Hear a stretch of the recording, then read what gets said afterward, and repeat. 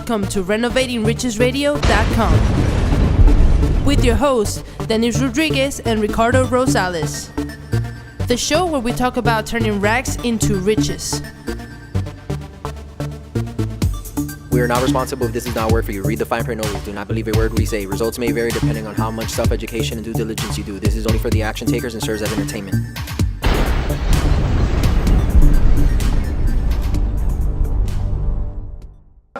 Good morning, everyone, and welcome to Renovating Riches. We got another show for you today. How are you doing, Ricardo? I'm doing great. How about you? I'm doing fine, and I can see your face kind of like shrinking. That is correct. I have been slimming down. Ricardo is in the program, and let's see if this time I'm actually starting today. I guess I'm fasting right now, which is not that cool the first few days, but the first 2 or 3 days, it's you have to embrace change. Yes, okay. And that's what we're going to talk about today. I think we're going to go talk about embracing change today, because a lot of people resist changing things in their lives. Mm-hmm. And on my case, what happened was I've done dieting, I've done shake replacement programs, I've done exercise and combining the diet and the shakes, a lot of things, but for some reason I don't seem to be able to get ahead on losing weight. Mm-hmm. I might lose a few pounds here and there, but not something that I can sustain. Mm-hmm. and to where I feel better. I started reading about intermittent fasting, which is it's basically fasting. It's been done for thousands of years.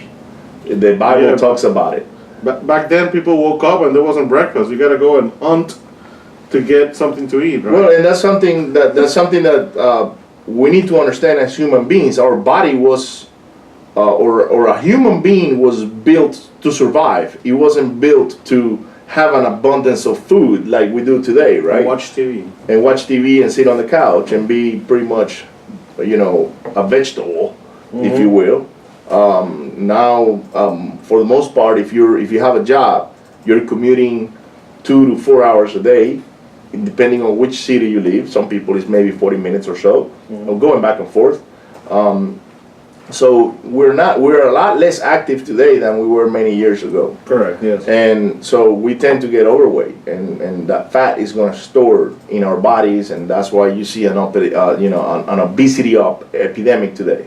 And yeah, we're part of it. I mean, we're not hiding anything, but we're about to end this year, and we have committed to change. And we chose the worst time of the year, right? Because it's Christmas and New Year's and all this. No, but if you can festivities and the food and the drink and the alcohols and all that stuff, it makes it harder. If you can build the courage to do it during these festivities, then the rest of the year is easy peasy. That's right. That is correct. Or that's the idea.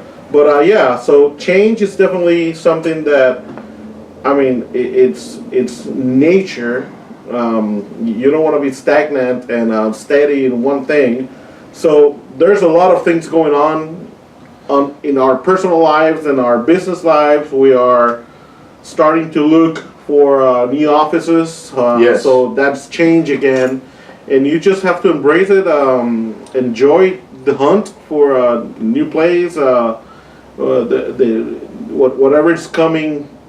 That's going to be new, and I mean, you have to be able to let go of the past to welcome the future, right? So, on my case, I didn't understand why, and going back to the dieting thing, or my eating habits, I didn't understand why I wasn't losing weight when I was exercising. I was at least 3 or 4 times a week. I was eating healthy because my wife cooks very healthy. Yeah, sometimes we go out for drinks and mm-hmm. maybe a couple of few carbohydrate foods, going to the restaurants and pizzas and things like that. But it wasn't something to where I was going to be so heavy. Mm-hmm. And I didn't understand what was going on. So I started reading a lot about actually going on YouTube and looking at videos on I wanted to find out the root cause of my problem, mm-hmm. not just the problem itself, which is being overweight. And I found out that we have different nervous systems. Somebody can have an acidic system or a alkaline system, and somebody calls it a excited or passive. So the excited is very acidic and the alkaline is very passive. So I started doing a lot of digging into it and realized what kind of system I had. And that's when I noticed that I was doing a lot of things wrong. From the meats I eat and the food and everything and the whole 9 yards. Even though I was eating clean and healthy and a lot less food, I wasn't still putting on my body what I needed to put in order for my body to get rid of the fat. And also I started learning about intermittent fasting, which is you basically don't consume any calories for a length of hours. You know, on my case, I started with 16 hours, and then I gotta get all my calories within a window of 8 hours. So that was the first change I made. I went and said, okay, I gotta get my head around on, because that's one of my problems is I eat a lot, you know, during any time, like not a lot, but I'm constantly going to the kitchen and snacking on things, right?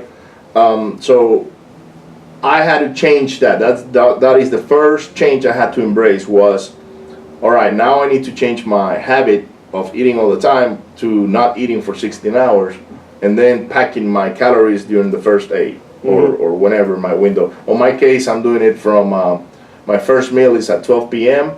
My last meal is at 8 p.m. Okay. And then from 8 p.m. till 12 p.m. again, I don't eat anything. So I don't eat breakfast. My breakfast is literally at 12, and then my lunch is around 3 or 4, and then my dinner is around 8. And going back to my military days, I realized now that I was fasting back then.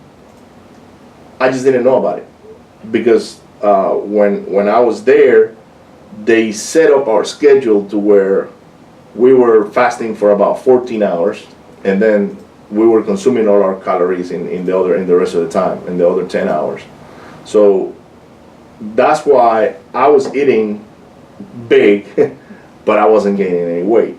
Yeah. And then plus the exercise, of course. Well, we didn't exercise that much, to be honest with you. Oh, because you were Navy. And we were no. It's not about being Navy or not. It's about being on a boat, right? Yeah. So then I realized that I was fasting. I just was not aware of the fasting or how I was doing it. It was programmed to you. Also, yes. Also, before that, when I was younger, a lot younger, I'm talking about 15, 16 years old, I would eat around 6 p.m. That was the last meal I had during the day because that's when my grandma cooked meal and my mother. And I didn't eat again until around 10 o'clock in the morning because that's when I had breakfast at school. So I was fasting again at a younger age. And then, of course, when I was that age, I was exercising a lot because I used to play basketball and I used to walk back and forth to school. So I remember I was so skinny, I didn't want to lift my shirt up because you could see my ribs. That's how skinny I was. But I ate a lot. I ate like big plates. Yeah, when you're younger, also your metabolism is so fast, right? So thinking about what I'm doing today, I said, okay, I need to embrace change, but hold on a second, I've done this in the past. It's just I wasn't aware of it. So I'm just getting my head around the idea of I've done this before.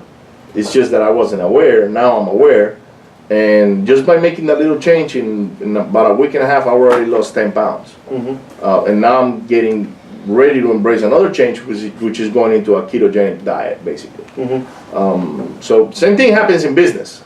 Yeah, that's where I want to go next, because a business, we do the same thing. You have to be constantly looking at your finances and making changes here and there, hiring people, or depending on the situation, firing people, yes, or getting new talent, and that's what makes the business grow. If you're in a business and you have the same 3 employees for 20 years, and there's something wrong that you or your people are doing where the business is not growing. Right. The whole idea is to grow a business, make it profitable, make more employment, and help the society around the area where the business is, and it should grow. It shouldn't stay. So let me ask you a question. What is the purpose of a business? The main purpose of a business? I don't know. Help the economy? No. Grow the... No. It is to make money. Yeah. The main purpose of a business is to make money. And I used to ask this question a lot to my employees when I was in the oil and gas business. I will hire somebody, and because they were a great fit for the position, and that was the very first question I asked is, why are we in business? And they will tell me all these things: to provide a great service to our customer, to better the economy, and to do this and to do that. And I was like, that's all great, but that is not the main purpose of a business. The main purpose of a business is to make money. Otherwise, call it a charity or something else. So for everyone watching out there, I'm glad Dennis brought this point up, because a lot of people don't think of as businesses as to make money. They just think as businesses as to something else, because we're not wired correctly when it comes to making money. That's why there's more poor people than rich people. It is that simple. So going back to what Dennis was saying, embracing the change, which is either firing or hiring, moving, like what we're doing right now. We're actually, after the show, we're gonna go look at a new office space, and we're gonna do some experiments, I would say. Yes.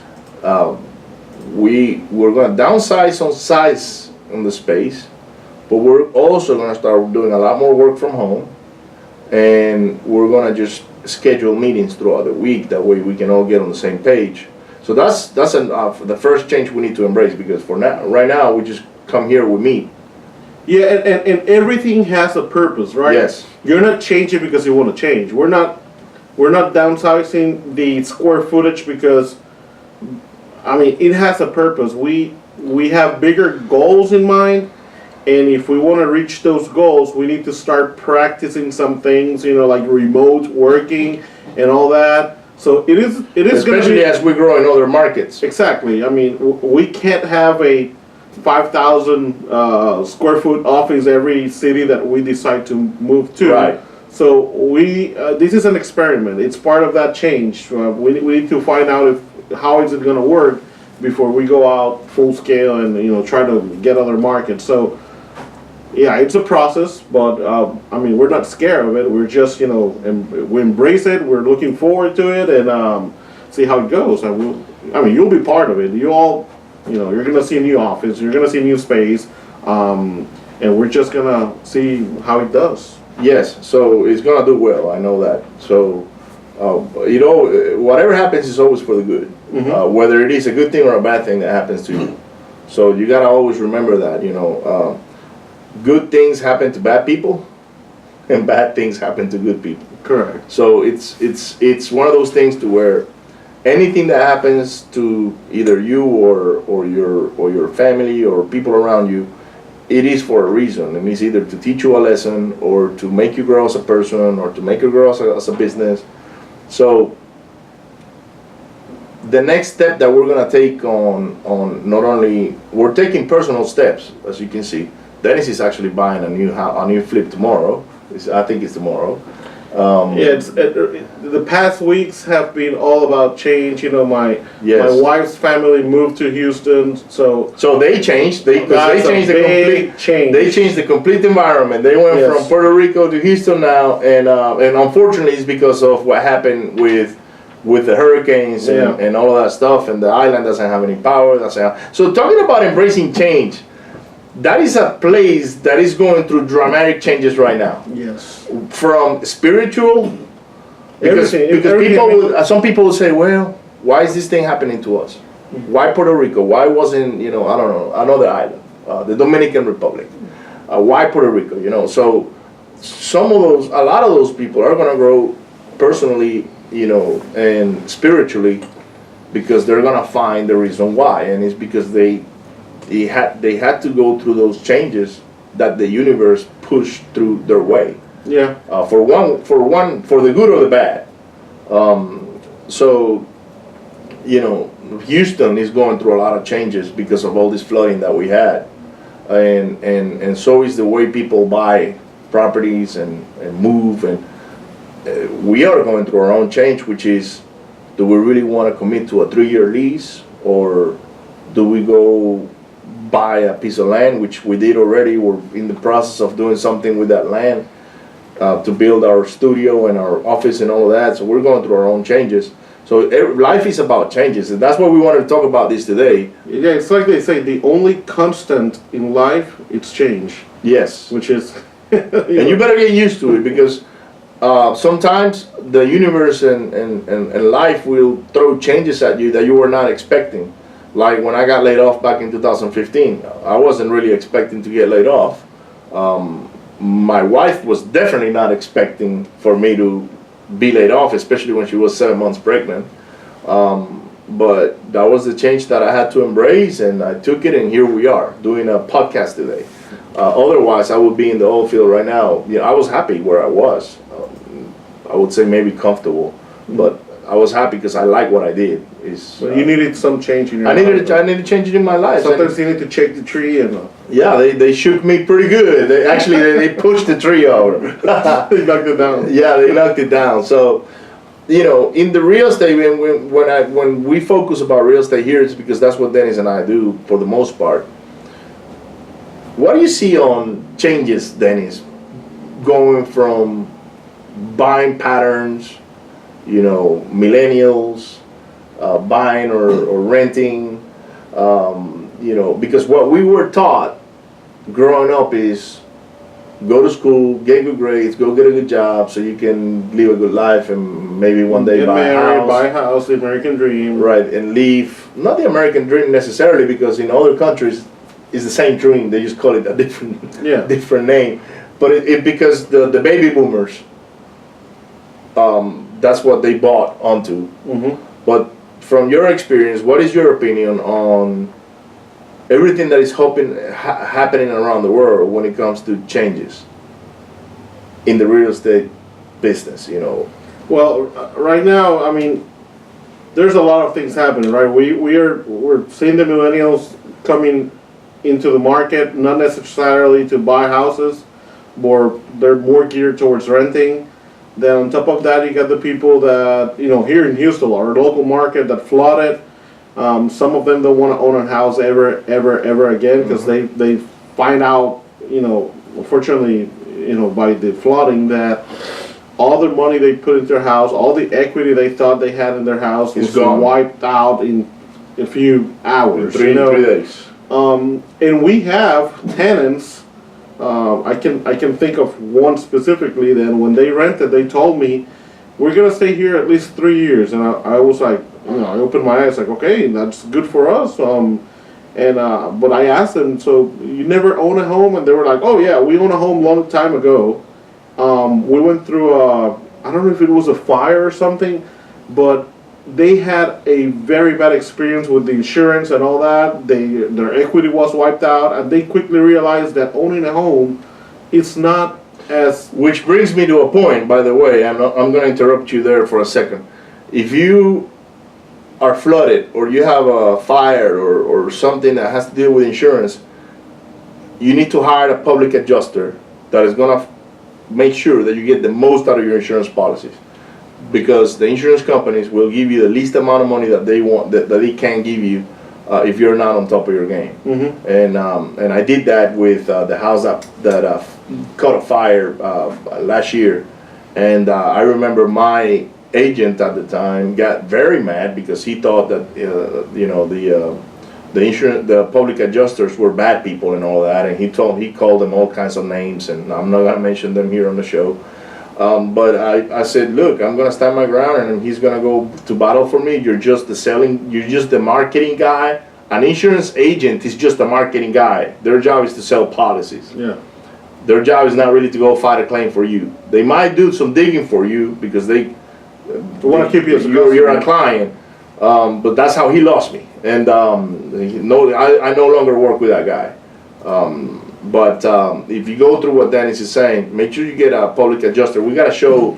Yeah, if you want to learn more about what a public adjuster does, we got to. And this is specific to the U.S. We got listeners all over the world now. Literally, yes. And just so you know, in the U.S., I don't know in other markets how they do it, but in the U.S., specifically in Houston, you call Del Terry, Crossroads Recovery Insurance.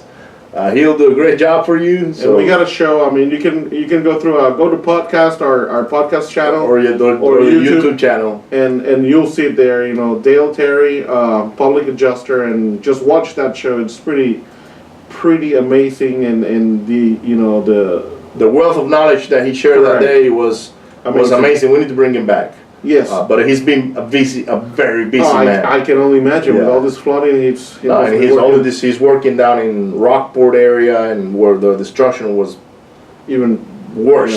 Because it was mechanical destruction. But going again, the real estate market is definitely changing. It's a very progressive change that we're seeing. I know that millennials are going to be renting more than buying. So it's going to be all interesting. Apartments are probably going to be the thing here in the next, 10, 20 years. So again, talking about change, you need to make sure you're on top of your game, so you can prosper. However the market changes, you are accepting those changes and moving along with how the market is moving. So Ricardo, I don't know if we got anything else to cover today.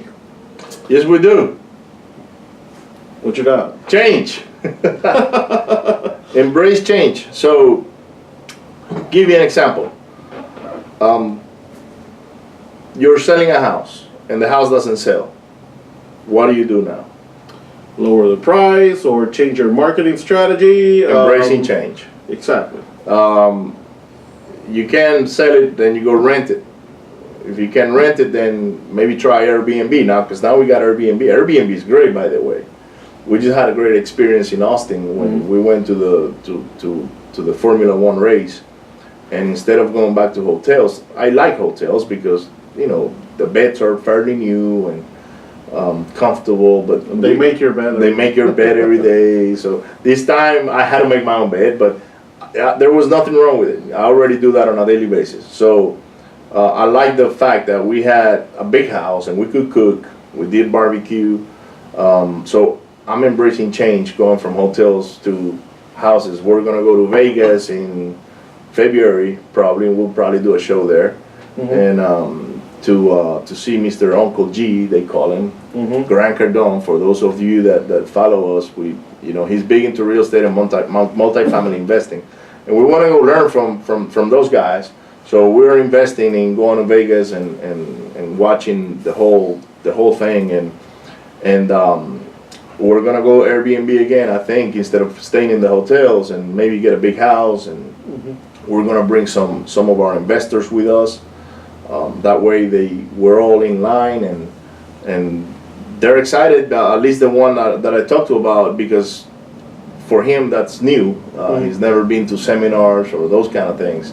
So he's embracing change, So I guess the message is be ready to adapt to new situations.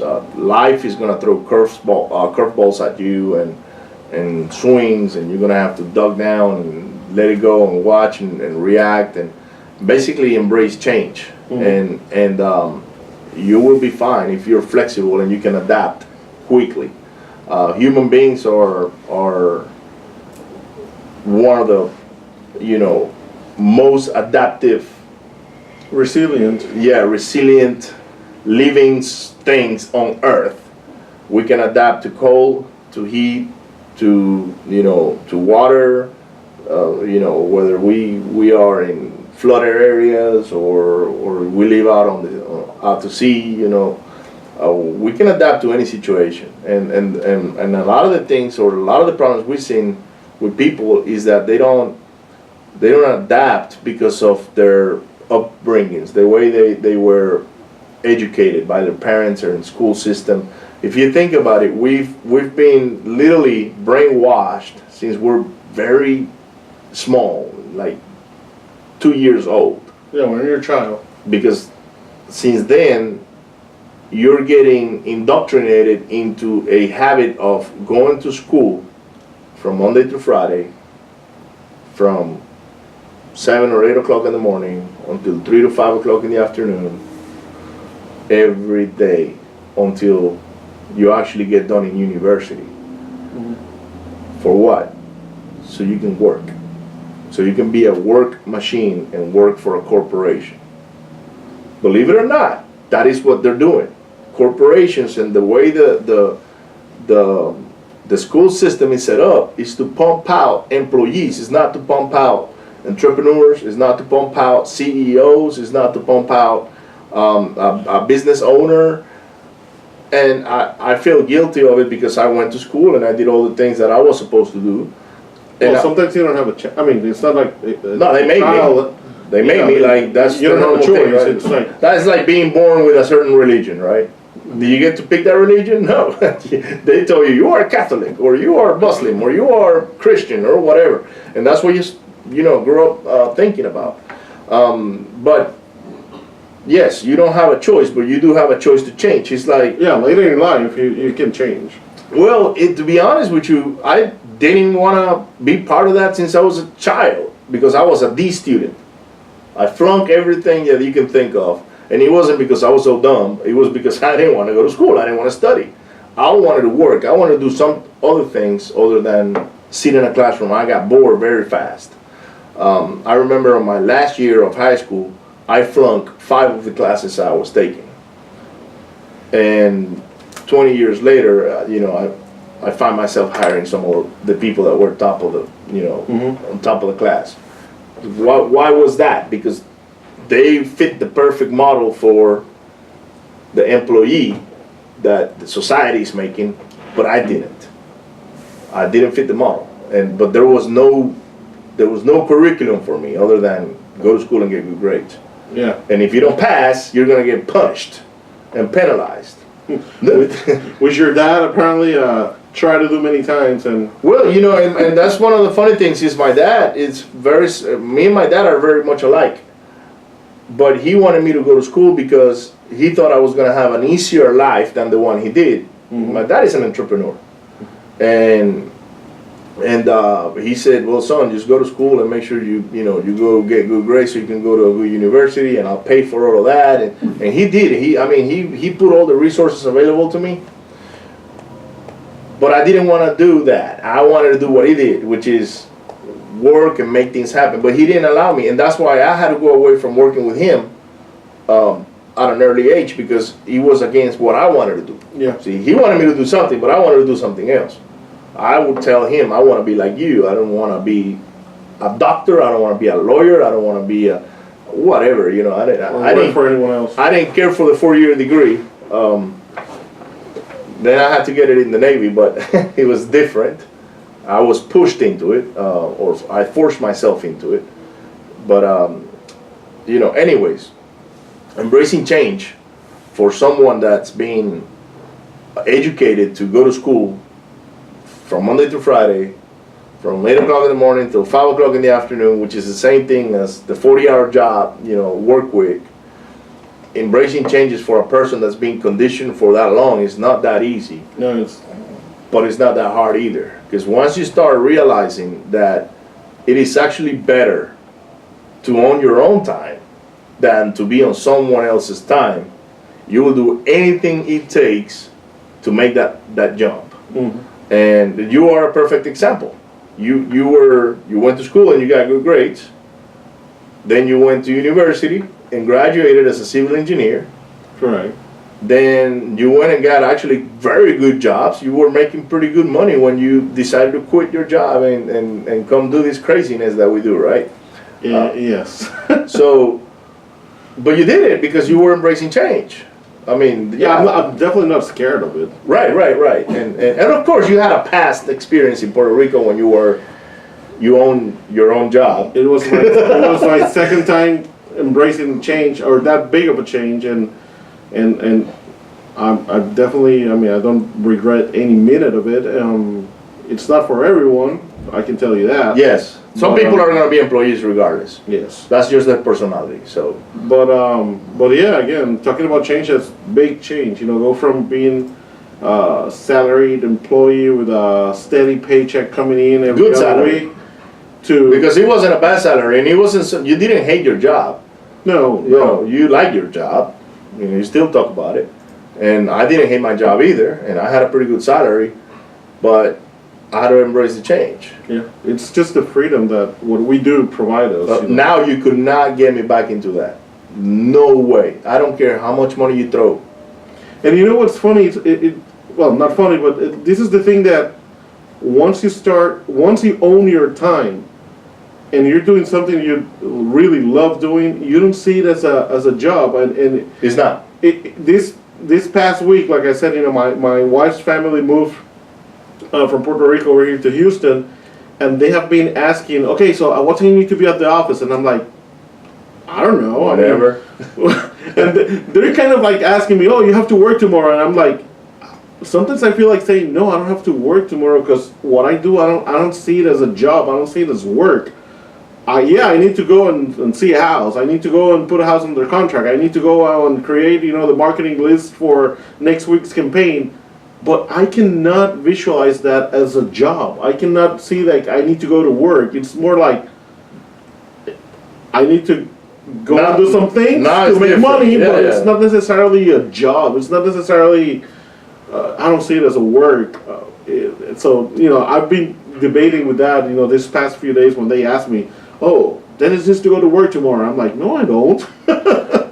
Well, yeah. Like I said, we're really, when you're an entrepreneur, you work 24/7. Yeah. So,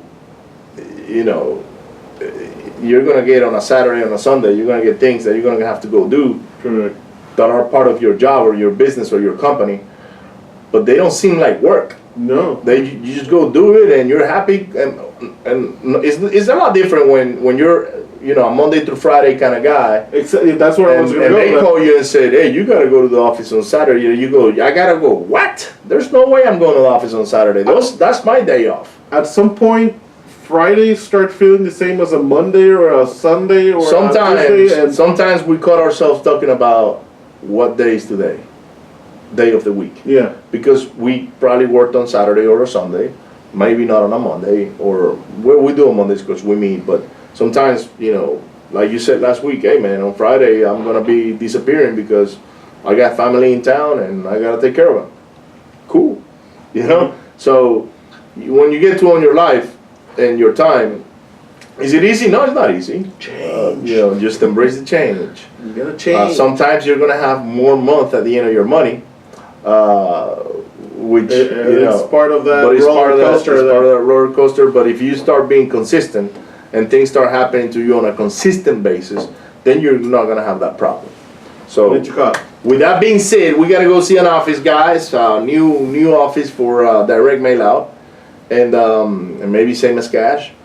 And we want to thank you for being out there and watching us and listening to us. And please don't forget to subscribe. Now we got our podcast. We are all over. Yeah, you can find us on iTunes, Google. What is it? What else we got, Neil? Ebooks. What is it? The Google thing. Stitcher. Anything that plays a podcast, we're there. Yeah, just Google us and you'll find. Go to YouTube and subscribe. If you want to see our Dennis's pretty face and watch the videos. If you just want to listen to us on your car while you're driving to work, on Automobile University, like Mr. Zig Ziglar used to say, then just download the podcast on your phone on either Google or I should say Android or iPhone, and just listen to us. Website. RenovatingRichesRadio.com. RenovatingRichesRadio.com, and in Spanish is renovandoriquezas.com. Correct. So subscribe, share it with your friends. If you think this is valuable, just like us, write a review on iTunes. That helps a lot if you start writing reviews, and give us some ideas of what you want us to talk about. And if you want to be on the show, let us know. We'll be happy to interview you if you got something to share with, that basically an experience from going to bad to positive, and we'll be more than happy to have you here. So anyways, thank you so much for being out there, listening to us and giving us your support. You have a blessed day. Bye, everyone. Bye. Welcome to RenovatingRichesRadio.com with your hosts, Dennis Rodriguez and Ricardo Rosales. The show where we talk about turning rags into riches.